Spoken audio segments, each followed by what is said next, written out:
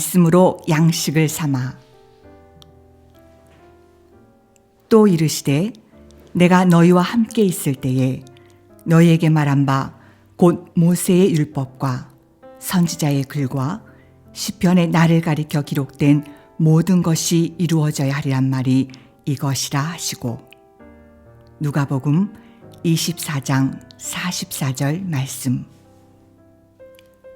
예수님이 이 세상에서 인간의 모습으로 완성하신 일은 성경의 상당 부분 근거하고 있다. 그분은 걸어가야 할 길과 일하는 데 필요한 양식과 능력, 그리고 모든 원수들을 물리칠 수 있는 무기를 성경에서 발견하셨다. 성경은 주님의 삶과 고난에 있어서 실제로 구분할 수 없을 정도였다. 주님의 삶은 성경에 기록된 내용을 처음부터 끝까지 성취하신 것이다. 이것에 대해서는 굳이 증거를 제시할 필요가 없다.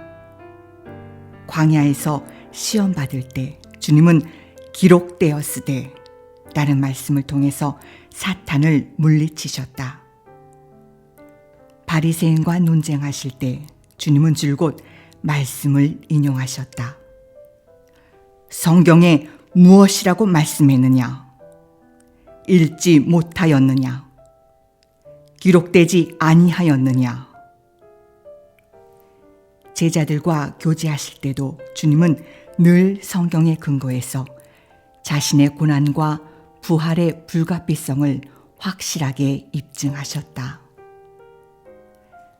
내가 만일 그렇게 하면 이런 일이 있으리라 한 성경이 어떻게 이루어지겠느냐 하시더라.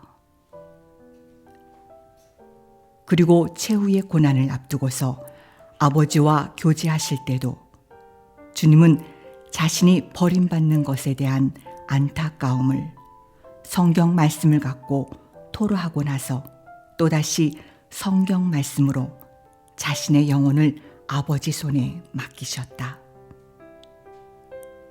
이 모두 깊은 의미를 갖고 있다. 주님은 살아있는 말씀 그 자체였다. 그분은 성령님을 한없이 받으셨다. 기록된 말씀 없이 사역할 수 있다면 주님이 바로 그런 분이셨다. 하지만 우리가 알고 있는 대로 성경은 그분의 모든 것이다.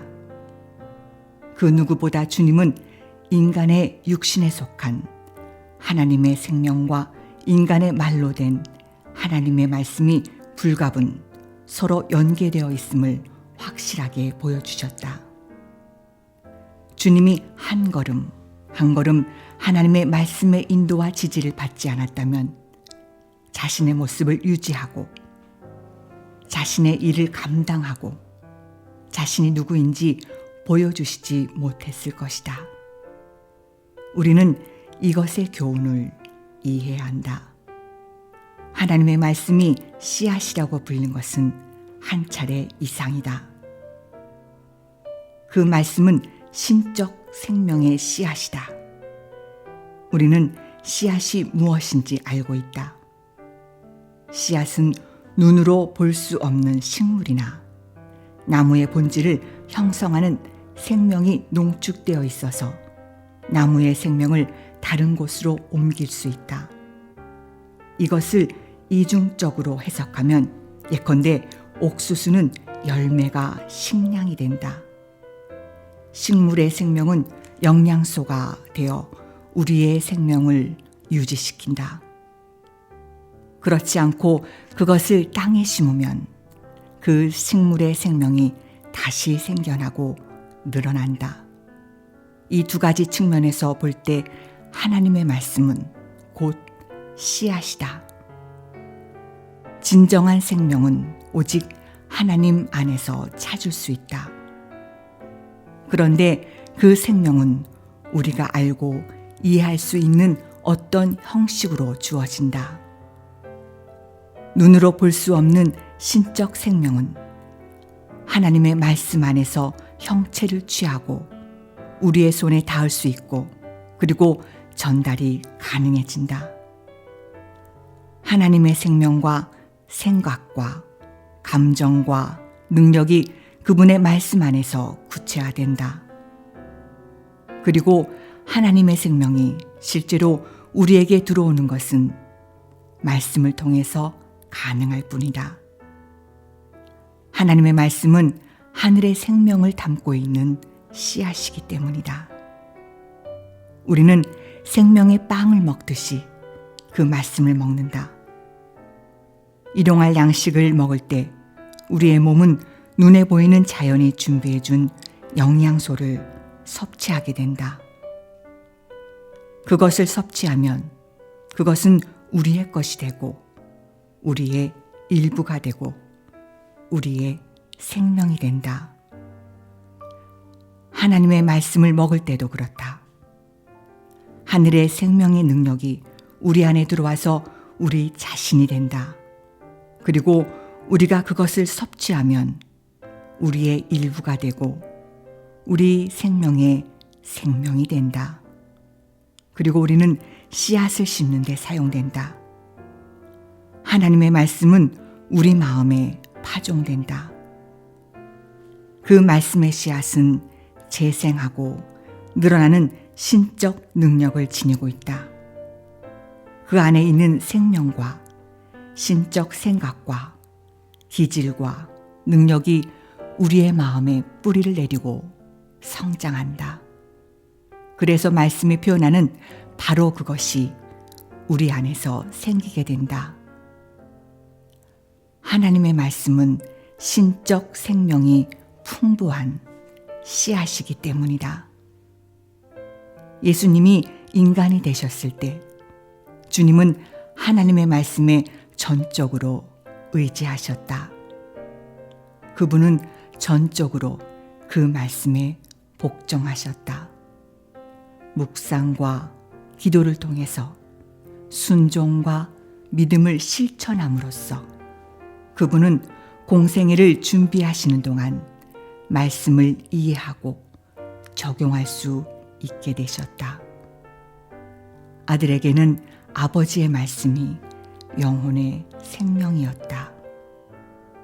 주님이 광야에서 말씀하신 것은 가장 내밀한 개인적 경험을 밝히신 것이다. 사람이 떡으로만 살 것이 아니오 하나님의 입으로부터 나오는 모든 말씀으로 살 것이라. 주님은 말씀을 통해서 아버지의 생명을 공급받지 않으면 살 수 없음을 알고 계셨다. 그분의 삶은 믿음의 삶이고 아버지의 말씀은 의지하는 삶이었다. 말씀은 아버지를 대신하지 않고 오히려 살아계신 하나님과 살아있는 교제를 나누는 도구였다. 그리고 주님의 정신과 마음이 온통 그 말씀으로 가득했기 때문에 귀를 기울여야 할 올바른 말씀이 매 순간 그분 안에서 활용할 준비가 되어 있었다. 강력한 믿음과 충만한 축복과 하나님께서 영광을 받을 정도의 풍성한 열매와 말씀으로 충만한 하나님의 사람이 되고 싶은가? 그리스도처럼 말씀을 양식으로 삼으라. 그 말씀이 우리 안에 풍성하게 거하게 하라. 마음을 그 말씀으로 가득 채우라. 그 말씀을 섭취하고 믿고 순종하라. 믿고 순종해야 그 말씀이 내부 깊숙이 들어와서 우리의 것이 될 수 있다. 날마다 하나님의 입에서 나오는 말씀을 여기고 말씀을 섭취하라. 그 말씀을 살아있는 하나님의 말씀으로 받아들여라. 언제나 자녀들과 살아있는 교제를 나누면서 살아있는 능력으로 말씀하시는 하나님의 말씀으로 받아들여라. 하나님의 뜻과 하나님의 일, 그리고 우리와 세상을 향한 하나님의 목적을 교회나 주위 그리스도인들에게 묻지 말고 오직 아버지께서 주시는 말씀에서 길을 찾으면 우리는 우리에 관해서 성경에 기록된 모든 것을 성취할 수 있을 것이다. 그리스도께서 성경을 사용하신 가장 놀라운 사실은 자신이 그곳에 계셨다는 것이다.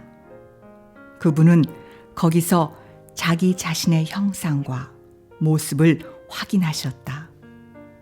그래서 주님은 거기에 기록된 자기 모습이 그대로 성취되도록 자신을 바치셨다. 더할 나위 없는 고통을 겪을 수 있는 용기를 얻고 가장 힘겨운 일을 감당할 능력을 얻은 것도 그 덕분이었다. 주님은 도처에서, 즉 고난에서 영광에 이르기까지 하나님께서 직접 기록하신 신적 표지를 발견하셨다. 전적으로 그분은 아버지께서 말씀하신 모습이 되는 것, 하나님의 말씀에 기록된 자기 모습과 정확하게 일치하는 삶을 사는 것만 생각하셨다. 우리 역시 자신의 형상을 성경에서 발견할 수 있다. 아버지께서 기대하시는 그 모습을 말이다. 아버지께서 기대하시는 자신의 모습을 그분의 말씀에서 찾아 깊이 새겨야 한다. 일단 그것을 제대로 파악하면 어떤 어려움이든지 극복할 수 있는 용기를 갖게 된다. 하나님의 책에서 자신에 관해 기록된 내용을 확인했기 때문이다. 하나님의 말씀에서 부름받은 모습을 확인했기 때문이다. 하나님께서 그리스도를 닮도록 정해 놓으셨다는 것을 알게 되면 세상을 이길 수 있는 믿음을 갖게 된다. 예수님은 자신의 모습을 구약의 제도뿐 아니라 구약의 인물들에게서도 발견하셨다. 모세와 아론과 여호수아와 다윗, 그리고 선지자들이 그분의 모형이었다. 그리고 주님은 다시 신약 성경에서 성도들의 형상이 되셨다. 우리가 성경에서 스스로의 모습을 발견할 때는 주님과 주님의 모범에 각별히 주목해야 한다. 주의 영광을 보매 그와 같은 형상으로 변화하여 영광에서 영광에 이르기 위해서는 성경에 나타나 있는 그 형상을 우리 자신의 것으로 바라보아야 한다. 성령님은 우리 안에 그 일을 이루기 위해서 스스로를 우리의 모범으로 삼고 모든 특징을 우리에게 주어진 약속으로 바라보도록 가르치신다. 진정으로 이것을 실천한 그리스도인은 복이 있다. 성경에서 예수님을 발견했을 뿐 아니라 그분의 형상에서 자신이 되어야 할 모습에 대한 약속과 모범을 확인했기 때문이다. 성경에 관한 사람들의 생각과 성도들의 의견이 아니라 자녀들에 관한 하나님의 생각이 계시된 것에 집중하라는 성령님의 교훈을 따르는 그리스도인은 복이 있다. 예수님은 성경에 따라서 살고 죽으셨다. 예수님이 부활하신 것도 성경에 근거한 것이다. 성경에 언급된 모든 것을 행하고 겪어야 했다. 아버지께서 주님을 위해 행하실 것이라고 성경에 약속된 모든 일을 아버지는 실행하셨다. 그러므로 우리는 성경에서 하나님의 말씀과 바람을 배우는 일에 최선을 다해야 한다. 예수님이 생명의 양식으로 간주하신 성경을 일용할 양식으로 삼아야 한다. 날마다 기쁘게 하나님의 말씀을 가까이 하면서 우리 안에 거하시는 성령님이 말씀을 통해서 거룩한 목적을 이룰 것이라는 확신을 갖고 기대해야 한다. 하나님의 말씀은 예외 없이 거룩한 생명과 능력으로 가득하다. 그리스도께서 사용하셨듯이 성경을 사용하려고 할 때 주님을 위해 행한 일이 우리에게도 반복될 것이다. 하나님은 말씀에 우리의 삶을 위한 계획을 제시해 두셨다. 우리는 날마다 그 가운데 일부를 거기서 확인할 수 있다.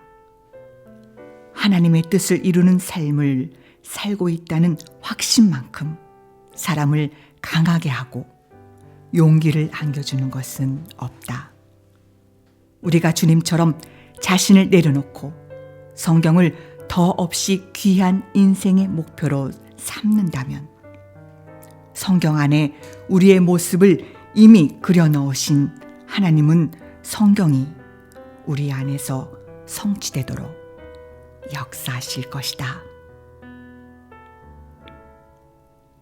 주 하나님, 당신의 귀한 말씀, 곧 우리의 눈으로 볼 수 없는 영원한 모든 실체를 비추는 거룩한 거울을 주시니 감사합니다. 거울을 통해 당신의 아들의 모습을 볼 수 있으니 또한 감사합니다. 그분은 당신의 모습이고 놀랍게도 나의 모습입니다. 그분을 바라볼 때 나의 가능한 모습도 함께 볼 수 있으니 감사합니다. 나의 하나님, 당신의 말씀이 가져다 주는 축복이 얼마나 대단한지 올바로 깨닫게 하소서. 당신의 아들이 이 세상에 계셨을 때 그 말씀은 당신의 뜻을 드러내고 당신의 생명과 능력을 전달하고 당신과 교제를 나누는 것이었습니다. 주님은 말씀을 받아들이고 복종하셔서 아버지의 뜻을 이루셨습니다. 나도 당신의 말씀을 그렇게 온전히 대하게 하소서. 날마다 성령님의 기름 부음을 통해서 그 말씀을 하나님의 입에서 나오는 말씀이며 아버지의 살아있는 임재의 음성으로 새롭게 대하게 하옵소서. 은혜의 하나님, 당신의 말씀으로부터 하나님께서 자신의 생명을 나눠주시려고 찾아오신다는 확신을 갖게 하소서. 말씀을 거룩한 씨앗으로 마음에 깊이 간직하게 가르치셔서 때가 되면 처음의 예상대로 거기에 담겨있는 생명이 싹을 터서 거룩한 실체를 드러내게 하소서. 나의 하나님, 무엇보다 중심과 본질이면서 직접 영원한 말씀이신 주님을 말씀 안에서 만나도록 가르치소서. 나의 머리이시고 모범이신 주님과 그분 안에 있는 나를 발견할 때 주님처럼 당신의 말씀을 양식과 생명으로 간주하는 법을 배울 것입니다. 나의 하나님, 우리의 복된 그리스도 예수의 이름으로 간구합니다.